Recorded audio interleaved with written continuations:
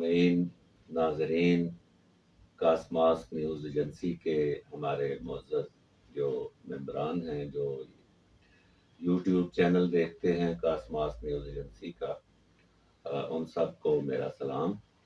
اور آج کل ابھی تھوڑی دیر پہلے سوشل میڈیا بند ہوا، اور فیس بک اور ٹویٹر اور یوٹیوب، اور ہم سب جانتے ہیں کہ یہ کیوں بند کیا گیا، کیونکہ ساری جو کمیونیکیشن تھی تحریک لبیک کے کارکنوں کی آپس میں، وہ سوشل میڈیا کے ذریعے ہو رہی تھی، اور پھر سوشل میڈیا پہ بہت زیادہ تنقید ہو رہی تھی گورنمنٹ آف پاکستان پہ، اور اس کی وجہ بھی بالکل ظاہر ہے، ایک عام آدمی بھی جانتا ہے کہ جب نواز شریف کی حکومت تھی تو تب جب خادم رضوی صاحب تشریف لائے اسلام آباد، تو اس وقت پی ٹی آئی کا کیا موقف تھا، اور شیخ رشید صاحب جو اس وقت مجاہد ختم نبوت بنے ہوئے تھے، ان کا اس وقت کیا موقف تھا، اور ابھی جب ان کی اپنی حکومت ہے اور شیخ رشید صاحب خود وزیر داخلہ ہیں، تو 180 ڈگری کے فرق سے اب ان کا کیا موقف ہے۔ اور موقف تو سامنے آ چکا،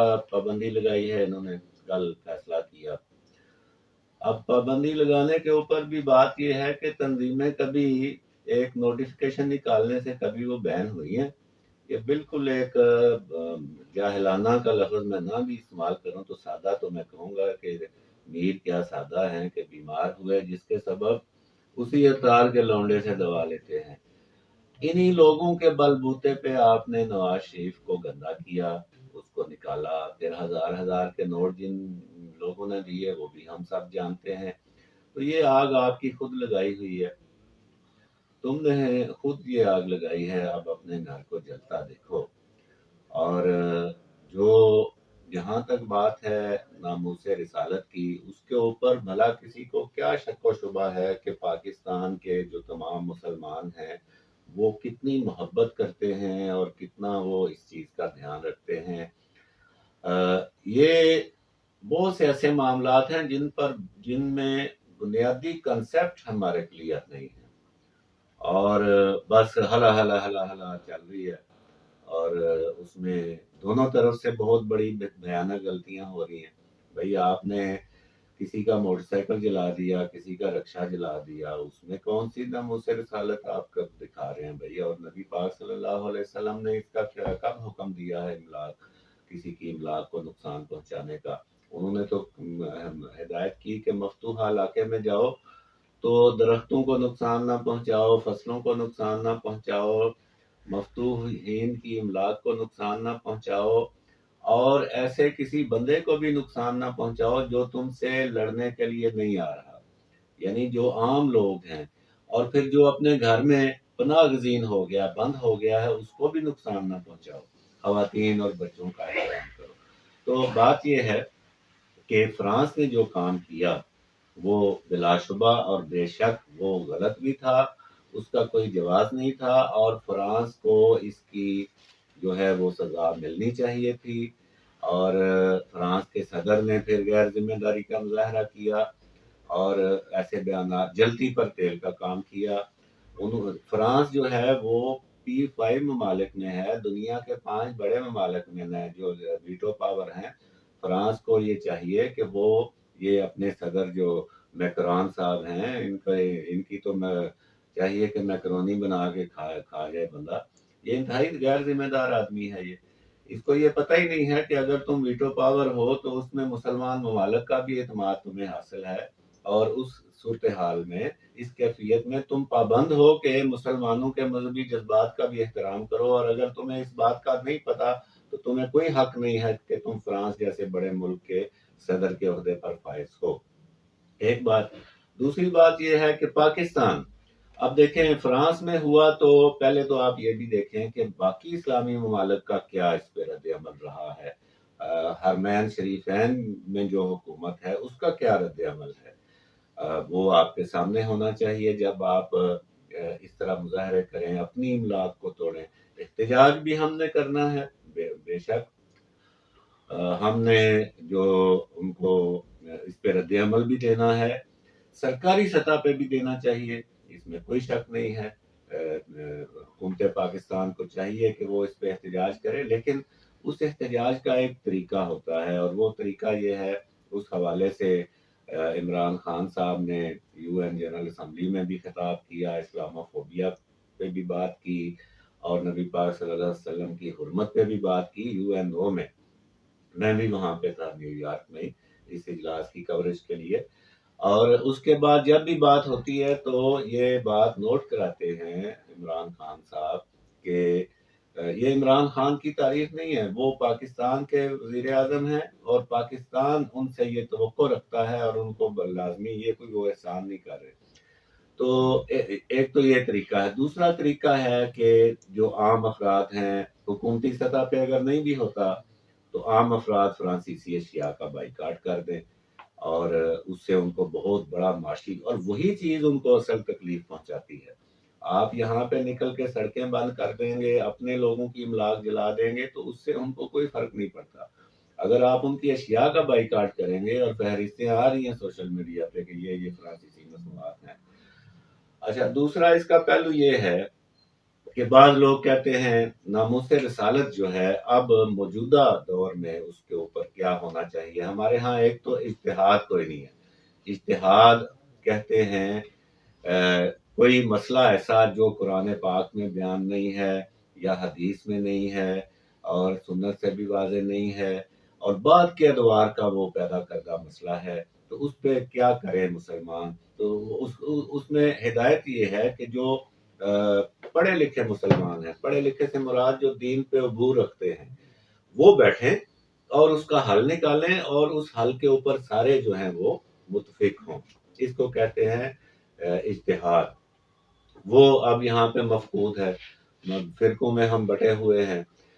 जो नामूस रिसालत है उसमें एक बड़ी बात ये आती है जी कि आप क्यों ये सख्त रद्द-ए-अमल ज़ाहिर करते हैं। नबी पाक सल्लल्लाहु अलैहि वसल्लम ने तो जिन लोगों ने उनकी तौहीन की, उनको माफ़ कर दिया था। उसमें वो एक मिसाल देते हैं कि जब नबी पाक सल्लल्लाहु अलैहि वसल्लम गली से गुजरते थे, तो एक बूढ़ी खातून जो है वो उन पे कूड़ा करकट फेंकती थी। एक दिन उसने नहीं फेंका, तो नबी पाक सल्लल्लाहु अलैहि वसल्लम उसके घर चले गए कि मालूम करूं वो खैरियत से तो है। वो बीमार थी। नबी पाक सल्लल्लाहु अलैहि वसल्लम ने उसको दवा दारू किया, उसके घर की सफाई की, और चले आए। वो खातून इतनी मुतासर हुई कि वो फिर इस्लाम ले आई। अब इसको मिसाल बना के पेश किया जाता है कि अभी अगर कोई तौहीन करे तो आप भी उसके खिलाफ सख्ती से पेश ना आए। बात यह है कि वो अमल नबी पाक सल्लल्लाहु अलैहि वसल्लम का अपना था, वो मौजूद थे फैसला करने के लिए। अभी तभी तौर पे वैसे तो हमारा ईमान है कि वो जो हैं नबी पाक सल्लल्लाहु अलैहि वसल्लम जो हैं वो हमारे साथ हैं, और हमें उनकी शफाअत हासिल है। लेकिन तभी तौर पे चूंकि मौजूद नहीं, तभी मतलब फिजिकल तौर पे, जिस्मानी तौर पे, लिहाजा अभी फैसला हमने करना है। अभी वो खुद मौजूद नहीं है, तो चूंकि फैसला हमें करना है, तो इसमें मैं लिख चुका हूँ जब ये डेनमार्क में शुरू हुए थे 2006-7 में, और उसमें आमर चीमा नामी एक नौजवान जो है उस वो जर्मनी में मारा भी गया था। वजीराबाद का जो नौजवान था, उस पे भी ये अभी जो कादरी साहब हैं इनके साथ है, एक साथ साहब के साथ जिनका झगड़ा चल रहा है अब जायदाद का, अफजल कादरी साहब, उन्होंने उस वक्त आमर चीमा पे भी कोशिश की थी कि उसकी जो मरकज है, कब्र बनाई गई है वजीराबाद में, उस पर दरबार बना के तो उन्होंने कैश करने की कोशिश की थी। वो फिर नाकाम बना दिया अमर चीमा के वालिदैन ने। ये भी आप सामने रखें। वही अफजल कादरी साहब का अब खादम रिजवी के बेटे साथ के साथ जायदाद का भी, प्रॉपर्टीज का भी झगड़ा, क्योंकि बहुत ज्यादा इन्होंने जो है प्रॉपर्टी बनाई हुई है। बहरहाल बात हो रही थी कि क्या किया जाए इस पे। तो इस पे फिर अब हमें फैसला करना है, और हमें फैसला करना है इज्तिहाद के जरिए, और एक उम्मत की हैसियत से, एक बेहंगम हुजूम की हैसियत से नहीं कि भाई निकल आओ घरों से, डंडे पकड़ लो, पत्थर उठा लो, आग लगा दो, अपने लोगों की इमलाक को ही जला दो। ये बिल्कुल गलत बात है। और जो चीज है हमारे पाकिस्तान में, नबी पाक सल्लल्लाहु अलैहि वसल्लम की नामूस के ऊपर हर बंदा मुतफिक है, किसी को कोई इसमें शक व शुबा नहीं है। और जो ہمیں بائیکاٹ کرنا چاہیے ان کی اشیاء کا، اگر ہم چاہتے ہیں کہ ان کو صحیح جگہ سے تکلیف پہنچانی ہے نا. اگر آپ نے فرانس کو یا کوئی بھی ملک جو جیسے ڈنمارک میں بھی ہوا، جرمنی میں ہوا، یا کہیں پہ بھی اور ہوتا ہے، تو وہ صحیح جگہ میں آپ کو بتا رہا ہوں، کیونکہ ہم ان تمام ممالک میں جا بھی چکے ہیں. ہم یہ سمجھتے بھی ہیں کہ یہ ساری کیپٹل مارکیٹ ہے، یہ تجارت پہ چلتے ہیں، اپنی مصنوعات کی فروخت پہ چلتے ہیں. اگر آپ ان کی مصنوعات کو کا بائیکاٹ کر دیں گے تو پھر ان کو صحیح تکلیف ہوگی.